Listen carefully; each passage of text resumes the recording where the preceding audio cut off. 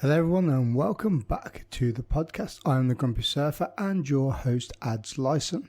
This week's guest I have been looking forward to talking to for a very long time.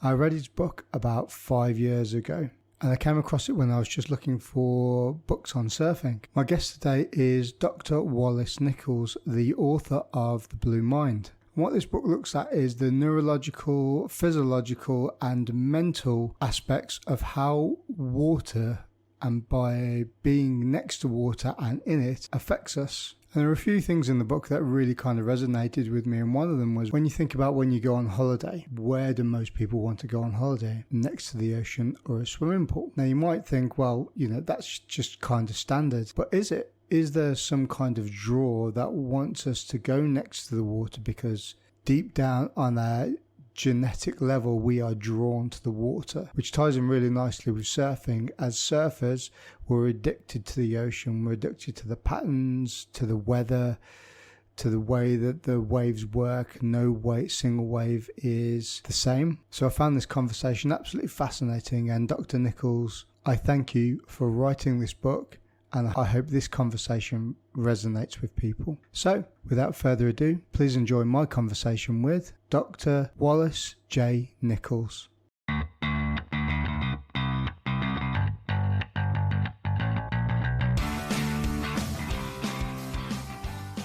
Dr. Wallace, welcome to the podcast. How are you?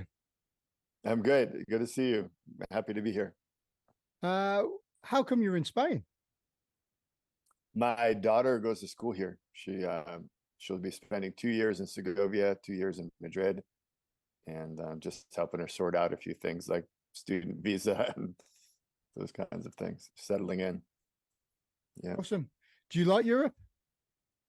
I do. I'll be spending a lot more time in this part of the world over the next 4 years or so, maybe longer. Yeah.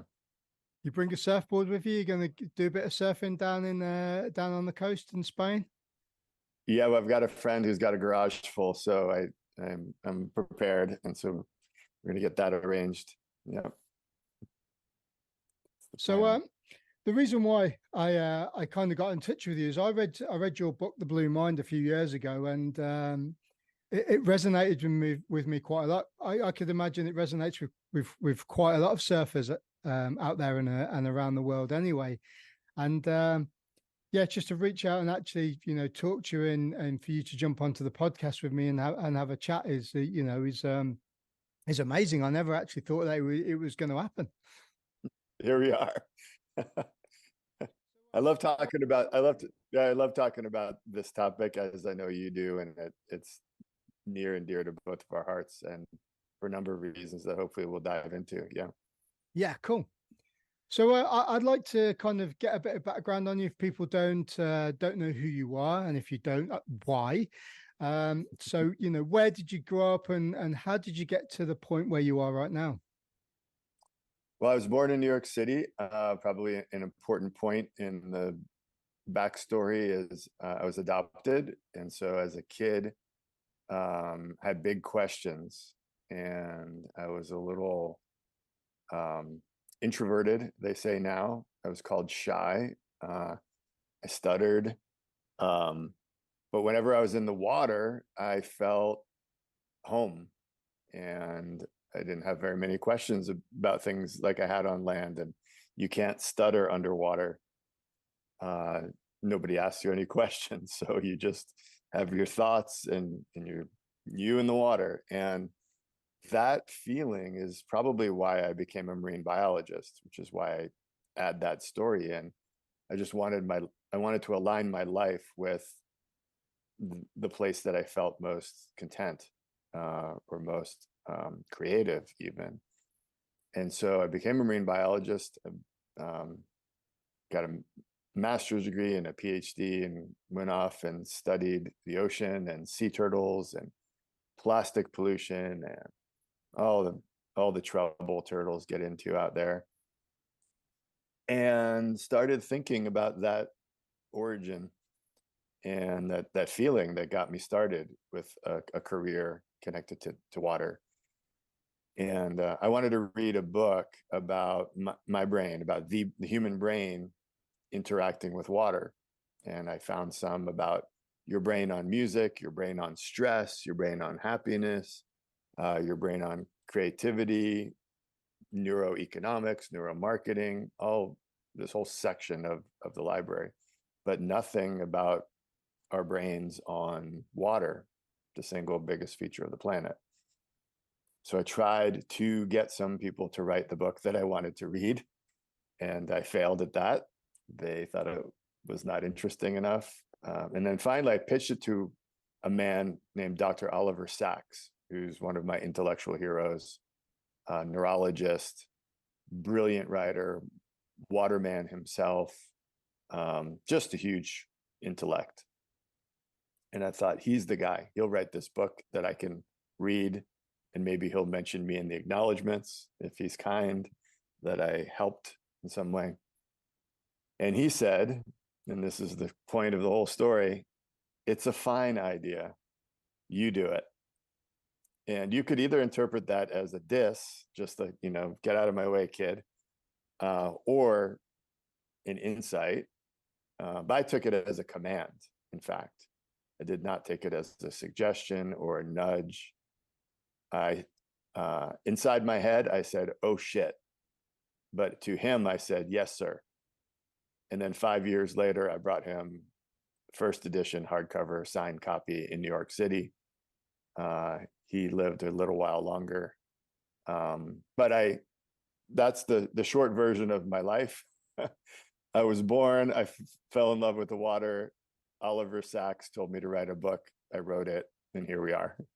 The book's called Blue Mind, and it's about the neuropsychological connection we have to water. You talk about your time with the ocean, as a young man, and growing up in New York City. Did you spend much time in the water? Were you drawn to water sports or swimming or anything like that? Is that kind of like the purpose of why you were drawn to it? All of it, anything, anywhere, anytime. It could be just a crappy little pool, or the Atlantic Ocean, or a lake or a river, a pond. No matter the temperature, I just wanted to be in the water. I was the first kid in, the last kid out of the water. It's kind of all I wanted to do. And any activity, if any sort of board or any sort of vessel, sailing, paddling, kayaking, canoeing, swimming, surfing, diving, anything I could do to just stay connected to the water, chasing frogs, catching turtles, the whole bit. And and it's just my happy place, and I, like you said at the start, I think a lot of people who love the water can relate. It's where we go when life in the air gets to be too much, right? Going to the water just cools you down, and it restores your mind, restores your soul, and you can get back to the things you have to do on land. I think the thing that affected me the most by reading your book is, I think to an extent, everybody who has a connection with the water, or participates in it, activities in the water, I think they've always got this underlying sort of thought process about like why we're drawn to it. Your body's 90% water or liquid. So why does it give you kind of this relaxation effect, and this effect where you can just kind of like let everything go a little bit? And there were a few things in the book that really affected me, which was kind of one of the ones that actually made me chuckle a little bit. Was, I think you wrote a paragraph on, when you go on holiday, why do people opt to go on holiday by the seaside or by a swimming pool? And I'm like, it's a good point. You're like, okay, granted, if you go to a hot place, you want a swimming pool. But when people go to a hotel, they're chilling out. What do they want? They want a swimming pool. And that's just kind of like some base level kind of reptilian brain kind of thing going on there where everyone's kind of drawn to it. Yeah. Yeah, it goes deep. I mean, like you said, that reptilian brain, I mean, it goes all the way back, and we're not the only beings that are drawn to water. I think it's something very common in the animal world. So if you don't have water, you're toast, literally. You've got about a week, if you're lucky, without water, and you can go much longer without food, much longer without shelter. But without water, you're in big trouble. But I think another point you just made is, for people who have this water connection, it is intuitive. You kind of don't question it, but then when you do question it, it's endlessly fascinating. And so this concept of blue mind really is intuitive. And Céline Cousteau's, Jacques Cousteau's granddaughter wrote the foreword for the book, and she starts by saying, maybe we don't need to explain the magic. If we explain it, maybe the magic somehow is diminished. And then she concludes her brief forward with the statement that, well, let's go for it. Her grandfather would go there. Jacques Cousteau would have loved this conversation.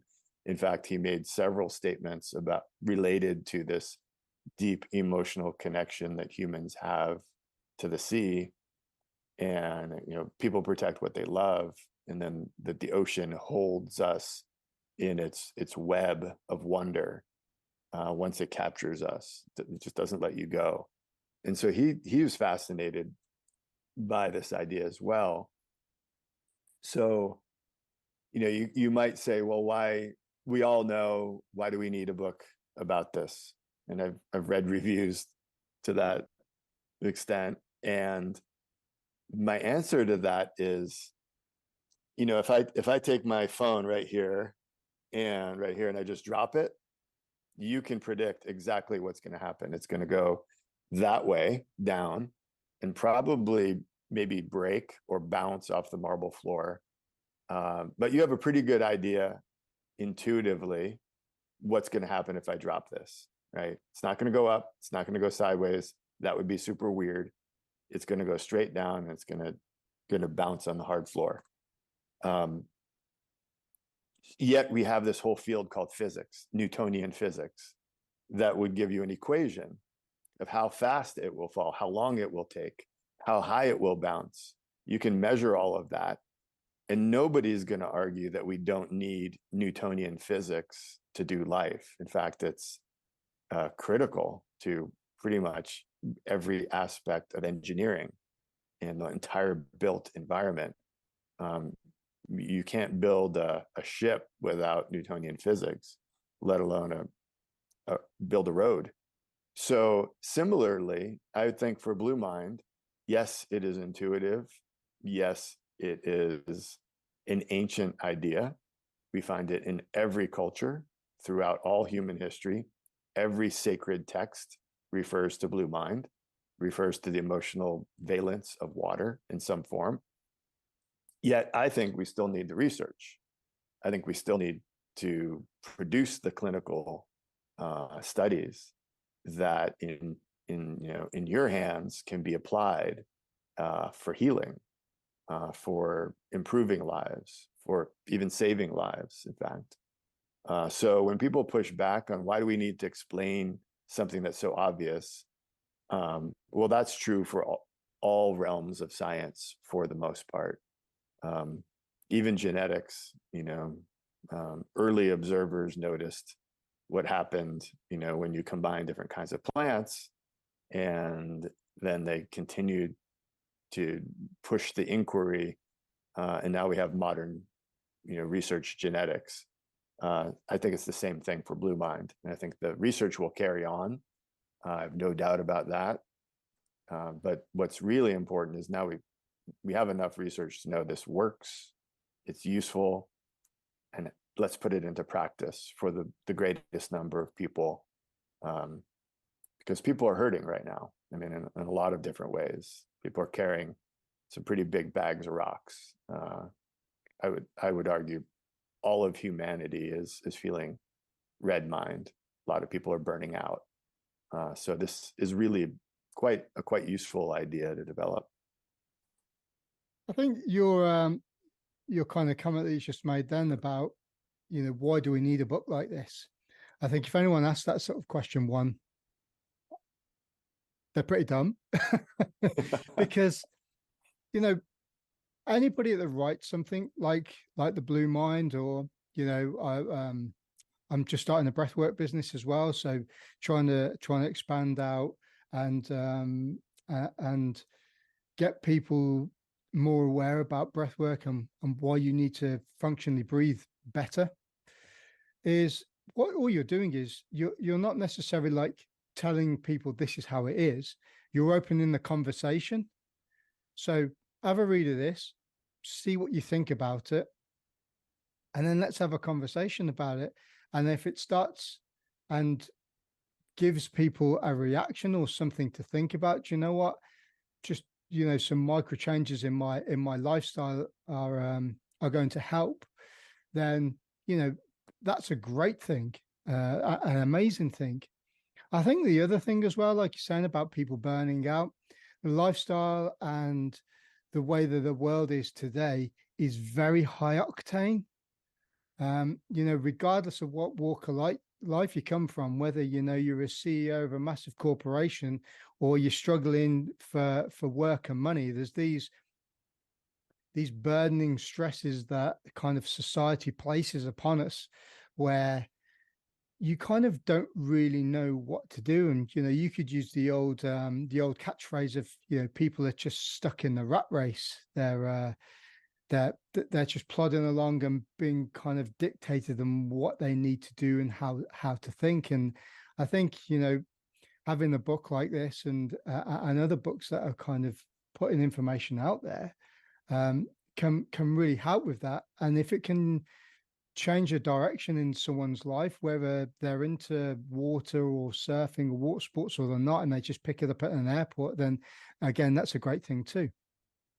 I totally agree. And we're water beings. We live on a water planet, and the more we know about our own brains and our own minds, the better. I would argue do you want somebody else to understand your brain better than you? Do you want somebody else to have that kind of control? I don't think so. I think you want to know as much as possible about yourself and understand how this water-based planet interacts with your mind, your body, your brain. That's good. That's good operating instructions for a human being. So I'd like all kids to learn this stuff in school. And so by the time they get through high school, they know exactly what Blue Mind is. They know how to get it. They know how to practice it. They know what it does for them. They know in their neighborhood where they can get it, in their home, how they can do it. If they have to travel a bit, they have a plan. And it becomes common knowledge and common practice rather than something we're arguing over or trying to convince people about, or maybe something that people just stumble upon because they got lucky, or we're lucky to have a friend who said, hey, let's go to the water, or a parent, or a coach or a teacher or a guide of some sort. My mission with the time I've got left is to make Blue Mind common knowledge and common practice for everyone. And by everyone, I mean 8 billion people. So talking to people like you who have an audience and a set of skills and platforms, and things I don't know, and people will listen to you who don't know who I am. The people who take your classes, the people who come for your services, the people you've served with, the people you surf with, kind of a tongue twister there. That's, let's reach them, and make sure Blue Mind is common knowledge for them and common practice, and then have it ripple out from that community. And it can only do good, really. I can't see, there's no downside to this conversation. you can't really overdo it. I mean, you can surf too much and then lose your job, or lose your relationship. That does happen. I don't recommend it.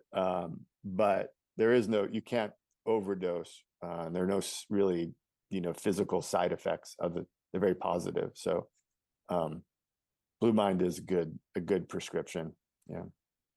What sort of neurological studies have been taking place to kind of look into the blue mind, or haven't there been any? There have been a ton in the last 10 years. So most of the research, so when I wrote the book coming up on 10 years ago, there was I needed to do a lot of dot connecting. So I found studies like I mentioned earlier, about your brain on music. And I thought, okay, is this relevant to Blue Mind? Well, the ocean, the sound of the ocean, the surf is kind of like music, right? There's a rhythm to it. If you listen to a river, there's a musicality to it. There's a tone. There's a pattern to the sound of the ocean. Sitting by a fountain, listening to a waterfall, listening to the waves. So while there were not any sort of on the nose studies about your brain on the sound of ocean waves at the time, there were studies about your brain on rhythm. So there's a dot to connect. While there weren't many or very few studies about the neuropsychology of swimming or paddling, there were a lot of studies about the neurological benefits of exercise. And one of the best kinds of exercises would be paddling a surfboard. As any surfer will tell you, you do it enough and it makes you fit. And your entire body gets a workout in the water. And so there was some dot connecting early on. Now that has evolved, and in the past 10 years, there's been literally an explosion of blue mind, blue health, blue space research. All of it points in the same direction. None of it has concluded that, oh, this is bullshit. This doesn't work. All of it says yes, and so I think there's going to be more and more research in this realm going forward. Some of the best studies that are the most clear to me are the ones that are done in float tanks. So that, when you think about surfing, you're not riding waves the whole time. There's quite a bit of time where you're sitting, floating in the water. An extreme version of that would be getting into a saltwater tank, closing the hatch, and having no light, no sound, no gravity, no sense of where your body begins and ends. Don't know if you've ever tried that, but I highly recommend giving it a whirl. These float tanks, they're sensory deprivation tanks. So they're an extreme version of Blue Mind. And people might say, well, what does that have to do with surfing or paddling or swimming? Well, everything. All those activities, just going for a swim in the ocean, is a milder version of that extreme float experience. So those studies, if you go to Google Scholar, one of my favorite websites, and you look up float research or Blue Mind or Blue Space or Blue Health, you'll find all this research I'm referring to. But those float tanks seem to be, according to the researchers, one of the best, if not the best, modality for treating anxiety disorders, post-traumatic stress, depression, all of which are quite deadly emotional health concerns. And not to say that just floating in water is going to fix everything, but it's a good tool for your toolkit. Taking some time and going for a float. And in fact, we're seeing pro athletes, military, and even entrepreneurs, people who need creativity for a living, all are adopting this floating as a part of their lifestyle. I particularly like to do it after I travel, and I'm kind of jet lagged and a bit wiped out and a bit discombobulated, getting in some dark, warm water for an hour, it hits the reset button really hard for me. It's not an athletic activity. It's quite the opposite. It's really the most nothing you've ever experienced, which for some people is terrifying. To be alone with themselves entirely for an hour is a terrifying notion for some people, but it's certainly fascinating and worth a try. If it works for you, make it part of your routine. Kind Has of this like the breath work. coincided with a little bit of taking in some psychedelics when you jump in there too? Yeah, right. Some people have done that. Yes. Yeah, I highly recommend doing it 100% natural for a few shots, just to get an idea of what you're up to and what you're dealing with, because an hour of absolutely nothing is very different from anything else you've ever experienced. Even a quiet night when it's just calm and quiet and you're alone, it still has quite a bit of stimulation. But when you get yourself into one of those tanks and you really experience nothing, and all you've got in there is yourself, your brain switches into a different mode, and you probably haven't experienced that. So the first few times you should probably go natural. I recommend, and then people kind of take it from there and experiment. Yeah. It seems a very kind of an extreme version of kind of meditation and stuff, because in the last sort of 5 to 10, no, I'd say 5 years, not 10 years, that the cold water therapy, the ice baths, and all this sort of thing has become quite popular, really, especially since kind of COVID, I guess, where people are very, excuse the pun, mindful of mindfulness. Using cold water and water even as an element of kind of getting themselves into that mental space, because I don't know, the cold water. I mean, I'm looking at my ice bath out the back of my house now, and I do it every single morning, and I live literally like a 2-minute walk from the sea. So there's an element there of inadvertently bringing the mind back to that meditation. And I guess if you're in a container like that, where you can't hear or see anything, and you're trapped with your own mind, then it's got nowhere else to go after a bit except just to be quiet. And I guess if you're meditating, whether it's at home or you go outside into the forest or even onto the beach, you've always got this background noise, haven't you? That's kind of got these inadvertent variables that are going to knock your concentration off if you don't really know how to do it. And I could see definitely the benefits in it. Yeah, I have nothing against a walk in the forest, and I quite enjoy it myself. But if you're on a path going through a forest, there's a lot going on. You're dealing with gravity. You're balancing yourself. There's a physicality to it. There's a variety of plant life. So you're either you're noticing it, and you might be identifying the varieties. There's animal life. There are bird songs, other critters running around. You might be noticing those. If you're afraid of insects, so there's a lot going on. I even see people on trails in the forest on their phones. They're on a conversation. They're looking at social media. You get in the water, especially in a float situation, and all that goes away.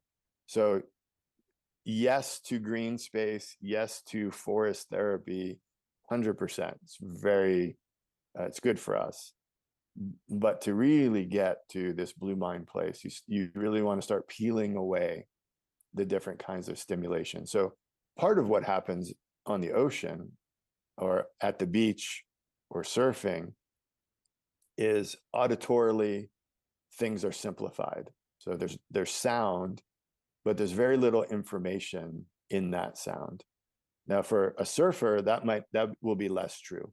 So you're hearing the waves, and as time goes on, you become better at understanding the sound of the ocean as information that's useful to your surfing activity, to the proximity and the size of the waves, etc.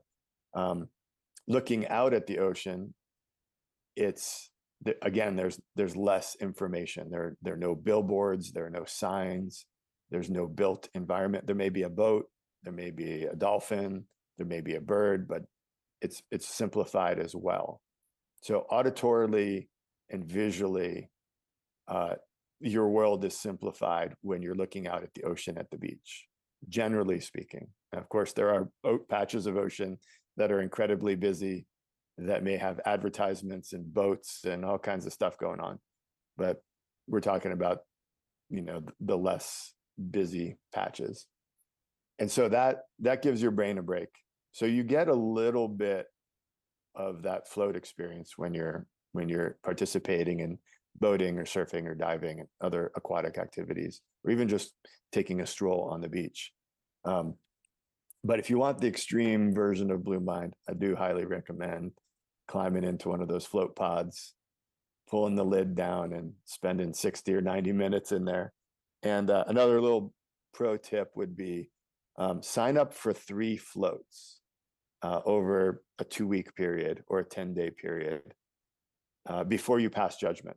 So the first time you do it, you may just think it's weird, and it might have been a little bit tricky to settle down. The second time you do it, you drop right in. The third time you walk in like you own the place, and you're just like, hey, I'm here to float. Where's my tank? Boom, you're in there. Boom, you drop in. Boom, you quiet your mind. And then you're not really, you have a different experience each time, really. And then if you think, I never need to do this again, okay, at least you have a good story. After 3 floats, you might say, all right, I'm gonna sign up for this program. I'm gonna do it once a month or more than that. So I'm not in the float business myself. I just find it to be a really great example of the broader Blue Mind conversation. And I work with a lot of surf therapy organizations. And one of the challenges is you get a group of people out for a weekend and they have a life-changing experience. Then they go back home, far from the ocean in some cases, back to their troubles, back to their old routines, and away from their new surfing friends. And they can stay in touch a little bit on social media, but sometimes the post-surf therapy experience is a new low that's lower than the previous low. And I think you understand that. So giving people a toolkit, so when they're far from their waves, far from their new favorite activity, far from their friends, they can still access their Blue Mind. So maybe going into a float tank and thinking about surfing and having a little bit of imagination and being in that salty water could be a way to keep the stoke or keep the Blue Mind going between ocean sessions. I think it's important with the surf therapy that we give participants a full Blue Mind toolkit. So cold plunge, hot tubs, pools, stand-up paddleboarding on the river, open water swims, float tanks, enjoying your own bathroom, listening to ocean sounds on recordings at night. There's a whole list of 100 things you can do other than surf that will keep your Blue Mind blue rather than slipping back into red or gray mind when you're away from the ocean. A lot of the things you're talking about there, I use the analogy of, because it's all to do with mental health, isn't it? Really, what way your mental state is, and I use an anchor as the analogy that I use, because I spent 22 years in the Marines, and I did 5 tours of Iraq and Afghanistan. So some of the stuff that I'd seen and done has been pretty horrific. And leaving last year, it's not been difficult, but I think that if I didn't have jiu-jitsu or surfing, that I call my mental anchors, if I didn't have those, then I'd probably start suffering with those kind of those mental dilemmas that happen to people with PTSD and depression and anxiety and all that kind of thing.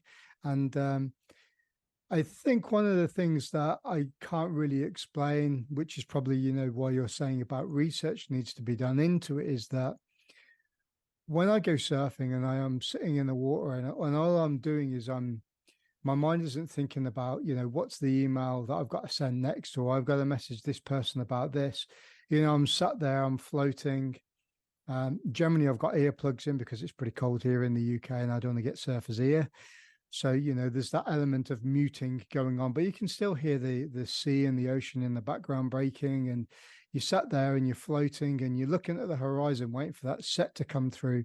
And all you're doing is you're just focusing on that. You're not focusing on anything else. And if you're in the water for, an hour, 2, 3 hours, and it almost kind of resets your brain. And you made me chuckle then because you were saying, when you're away from the water, only a surfer really kind of knows.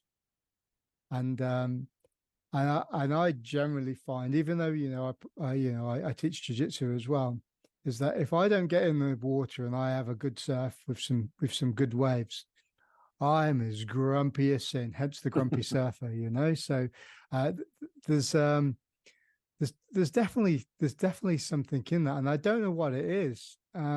It's kind of, it's almost like a different world, a paradoxical planet that your mind goes into, because I would probably say that 90%, I'm making this up, by the way, I haven't got statistics in front of me. I'd say 90% of people, when they go into the ocean, they'll stand there or sit there or like just float for like 30 seconds and they'll think of nothing, maybe longer.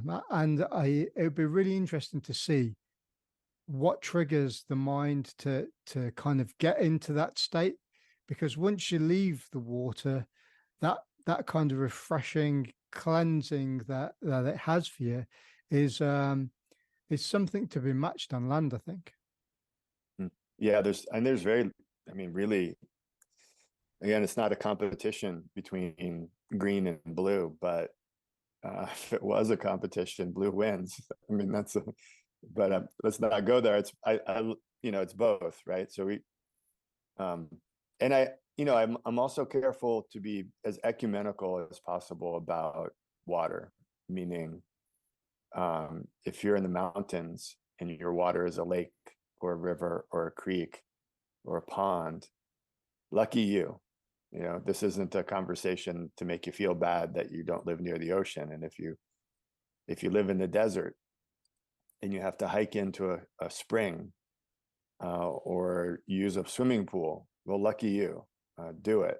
So wherever you are, and if you happen to live on the coast, near an ocean, and you're a surfer, well, really lucky you. Do that. Take advantage of that to be the best version of yourself. And this is a key point: defend that ocean with everything you have. If that ocean is keeping you sane, you should be just a badass ocean warrior out of gratitude. Like, you should bring everything you have to make sure that ocean is the healthiest ocean in the world, or that river or that lake. Because if it's giving you your sanity, if it's giving you your joy and your peace, maybe it's giving you dignity, maybe romance,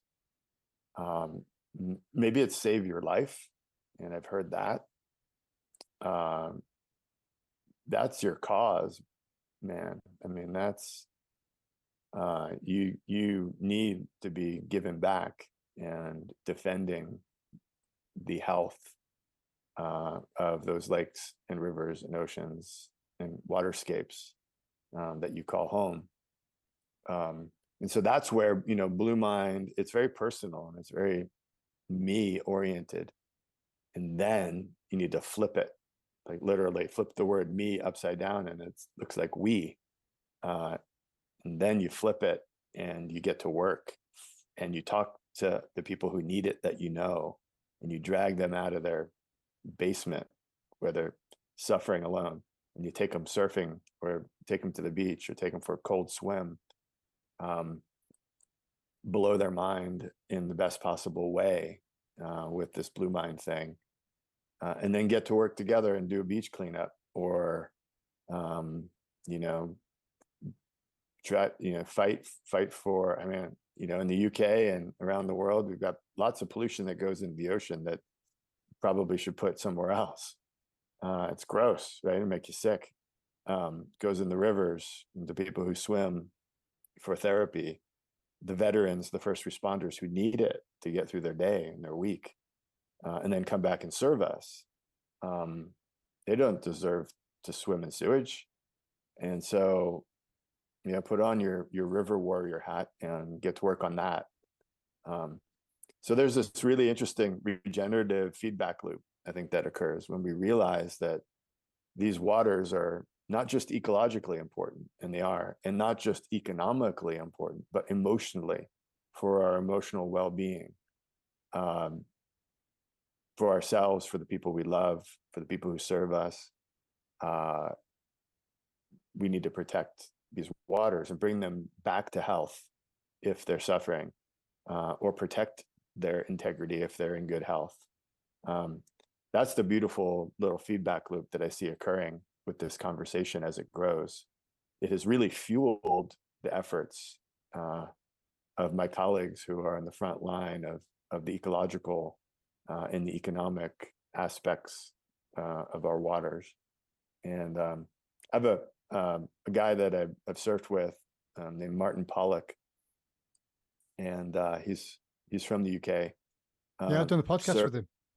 You have? Okay. Yeah. He's came back with one arm and no legs, and said, probably even said this on your podcast, his plan was just to be a blob on a bar stool with his mates in a pub. That's what he thought his life would be.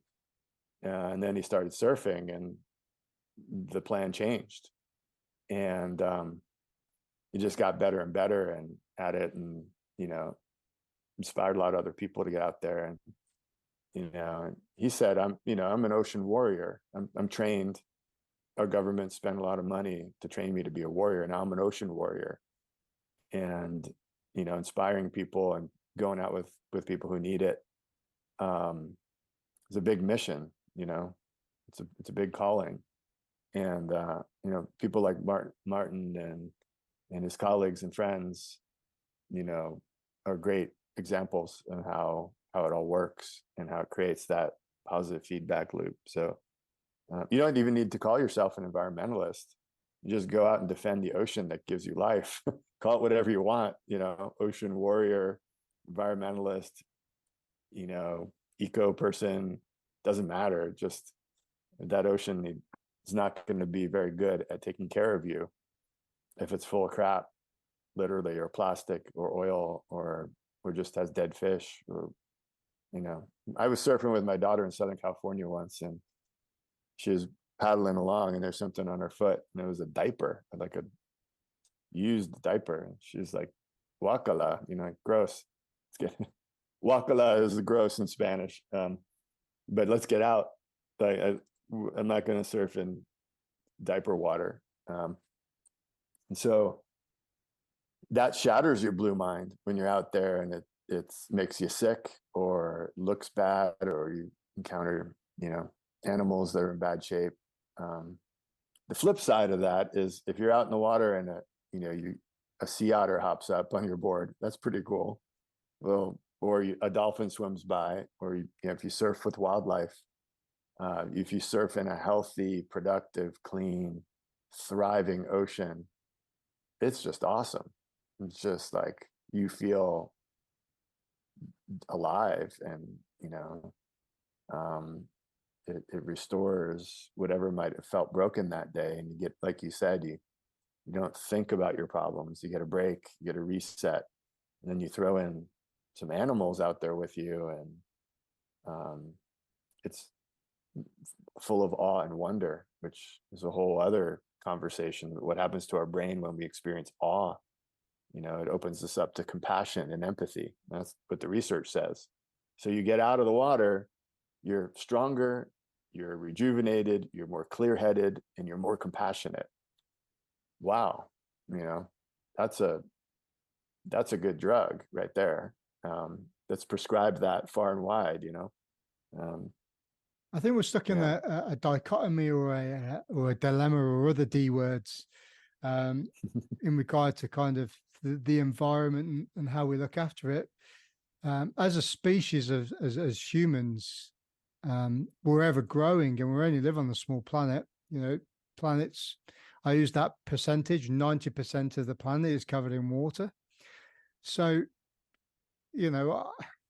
I think it's a difficult one. And, if any eco warriors out there, don't shoot me, because this is just kind of, I'm spieling off the top of my head. In our society these days, we have sewers, we create lots of rubbish, we have packaging, we have plastics. Where does your food come from? How does it get to you? Where does it go after you've used it? There's only so many things you can put into recyclable bags before they crumble and they go off and turn into water and, make everything difficult for you for consumption. So when you're talking about the oceans and the environment and the sewage is going into the water, I think the easiest thing for the governments and people is, well, where can it go? The ocean's big. Let's whack it in there. But what I see is there's lots of people coming up with these issues of what's wrong, but there's nobody saying, how can we fix it? Okay, so if all this sewage and stuff is going into the ocean on a mass scale, what can we do alternatively than that? The alternative is going to be bury it in the ground. Well, what's going to happen when you bury it in the ground? Well, it's going to affect the soil pH levels, so you won't be able to grow anything there. Okay, brilliant. What about plastics? You look at some of those Middle Eastern countries, around India, Pakistan, and, even going around like Indonesia and those sort of places there is just like plastics and bottles. And, I've been to the Maldives and there's like a massive island there. It's a trashy island that's just smoldering in the background because they're just trying to burn everything because there's so overpopulated. Where does all that rubbish go? Well, it can't go in the sea because you've got all the reefs and the sea animals. So we're going to burn it. Okay, well, if we burn it, that smoke is bad for the environment. It's going to go into the sky. So all this stuff that we've created as a society and as humans, we're moaning about it, that it affects the environment, but then where are you supposed to put it? Unless you go back to kind of being, carnivores and living off the land, which, we're overpopulated. And I'd say, again, I'm going to use 90% of the human race probably couldn't survive on their own without anybody doing anything for them. What do you do? Yeah. So I think you make some good points there. The material aspects of modern society can be destructive, can be messy, can cause pollution, and it's gotten away from us quite a bit. So there's plastic in places where it shouldn't be. It's inside of us. It's inside of sea turtles that have never seen a human being. Shouldn't be there. Nobody disagrees. I've never met somebody that thinks there should be plastic waste inside wild sea turtles. Nobody thinks that's okay. The challenge is, what are we going to do about it? And so we've got a big design project ahead. We need to redesign the way we manage our own waste. It used to be that it was fine just to pour it out into the rivers or the oceans, and the ocean was big, the rivers took it away, and that kind of worked out. I mean, there were still diseases and still problems throughout human history, but now that our population is so big, we need a redesign. So I'm more interested in solutions than just sitting around talking about the problems and pointing fingers and getting angry. I don't make my best decisions in that red mind place. Um, you know that as a veteran, you know that as a soldier, you know that as a warrior, you know that as an athlete, you know that as a surfer. When you're in red mind, you can run through walls, but you're not the clearest thinker necessarily when you're in that fight or flight mode. Like you can get a lot done in that mode that you can't done when get done when you're chilling out. But if you're trying to be creative and collaborative and come up with smart long-term solutions to big problems, you need to calm your ass down, right? And work together with other creative people and then come up with a plan, right? When it's time to run through a wall, well, that's a different mode. And it's useful to be able to, you know, knock somebody's head, you know, if you need to. But you can't run around all the time in that mode. And I think a lot of environmentalists are in red mind mode constantly, and it's fight or flight. And we're not at our best when we're in that mode. So my thinking is we need to redesign our the material aspects of human society. It's not anti-business, actually very pro-business. It's just a tilt towards better business, towards better products or better systems, more efficient, cleaner, and more responsible. And the foundation to this is the value equation. And, you know, the way I like to say it is if we undervalue each other, if we undervalue nature, bad stuff happens. But when we get the value equation right, good things can happen. And so when we leave the healing aspects of a healthy ocean out of the equation, then, which is often done, the value equation for what is a healthy ocean worth is diminished. And then it becomes okay to pollute it, or to overfish it, and destroy it. But when we get that value equation right, and it's pulled through society, it's pulled through policy, becomes common knowledge, and we agree on it, that starts to create a positive change. I think that's what we've seen where it has occurred. So, you know, you make good points there. We need food, we need water, we all poop, and we make a big mess in the process. And the things we buy that last forever, that we use for 2 minutes, that doesn't make sense. And we're exporting that everywhere, you know, to island nations and poor countries without, you know, waste management systems. So the huge opportunity is in redesigning our material world to be just better, you know, to be more beautiful, to be more efficient, to be more responsible, to be truly conservative about our approach to the environment. Call it conservation work. That's the opportunity, and it's pretty fun, actually. I mean, it's fun work when you do it right. And I've been involved in a whole bunch of different projects in my career. Several of them, I would say were successful. And usually the success has come from breaking free from the old way of doing things, even within the environmental nonprofits, NGOs, breaking away from that way of doing things and thinking differently, redesigning an approach. So that's a very, very broad, vague response to your points there. But both of my daughters are studying design, and they're both interested in problem solving and better designs for the world. And that gives me hope, you know, that they're looking at things like that. It's not a hate-filled life. It's a solutionary kind of life. And But you're right.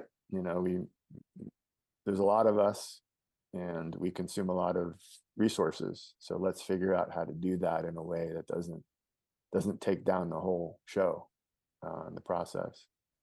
I have to also add in, there's a lot of gloom and doom out there, but there's still a lot to fight for. The ocean is awesome. I mean, you can go out there, where I live in the Monterey Bay, and the Monterey Bay, over the last century has rebounded. It's better than it was 50 years ago, way better. There's so much life there. And so it's not over yet. We haven't lost the fight. There's a lot of good things going on, a lot of successes. We need to replicate them in the places where things are not going well. And part of that, I think, is this blue mind conversation. So really changing the way we think and feel and act towards water, towards lakes, rivers, and oceans, recognizing the therapeutic benefits, and using that as yet another lever for taking better care of the waters. So you make good points there. Yeah. You're the grumpy surfer, right? I am the grumpy surfer. I tell everybody, though, I might look like a grumpy surfer from the outside, but I'm smiling inside, and that's where it counts. I can see in your logo. Yeah. The Blue Mind, your book. There's also a few other projects that you're doing or have done with the Blue Mind. Where do you see it going, and what are you doing at the moment with it? Well, we're ramping up to the 10th anniversary of the book, which means a few things. There'll be kind of a reissue. I'm not sure what form it will take, but a 10th anniversary edition of some sort with some updates. We're taking the opportunity to have a look around and see what the impact has been of this work, and kind of scoop it all together and describe the ways that Blue Mind has helped, whether it's surf therapy or architects changing their approach, or people in the pool business have rethought their product. And then that will lead us to a set of goals for the next decade. And so conservatively, I think we've reached about 1 billion people with the message. So there are 7 billion more people to reach. So, I invite you to help with that. And anybody who's listening, if you've told somebody about Blue Mind, great. Now tell 7 more people so we can reach that goal. And really the overall goal is to make Blue Mind common knowledge and common practice, and without attribution to anyone or any book or anything formal. I just want people to know what Blue Mind is, what their Blue Mind is, where they live, and how to get to it, and how to practice it daily, ideally.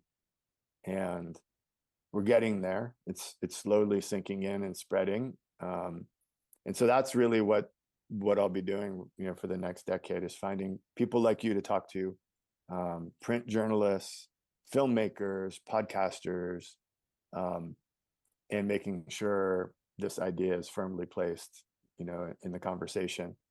So really we're pivoting from a descriptive, what is Blue Mind, to how do I do Blue Mind, a prescriptive approach.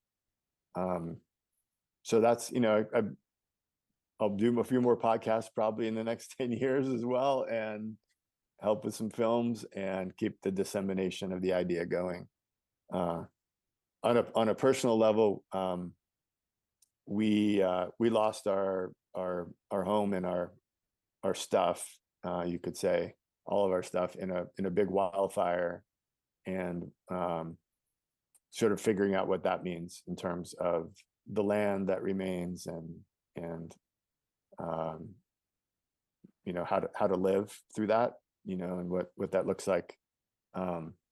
Currently, it looks like I live where I am. Home is on my back, or home is where the heart is, as they say. And I'm trying to embrace that philosophy. I have a bag and a laptop and a phone, and home is wherever I am. So trying to actually embody that idea, kind of post catastrophe. And so practicing blue mind personally, everywhere I go. If I can't get to a lake or river and ocean, this morning I was in a pool and did a pool workout, and then hopped in a steam and then in a cold plunge, and got me in the right headspace to talk to you. So practicing blue mind myself is part of the answer. Yeah. Well, you've got 2 feet on the ground and you're looking forward, and that's all that matters. That's right. So we've been going for an hour. I'd like to finish off on a surfy kind of quick fire round, if that's okay with you. Sure. So this is going to be surfing orientated, obviously. So if you could only ride one surfboard fin setup for the rest of your life, would it be a single fin, twin fin, thruster, finless, 2+1, or anything that I've missed out? Single fin, probably. Simplicity is probably the way to go for me. Yeah, that's what I'd choose. Would you surf a longboard, shortboard, mid-length, or a fun board? Probably go with, if I can add a longboard and then a hand plane. That would be my kit for my aging body. Or a longboard holding hand plane. Oh yeah, there you go.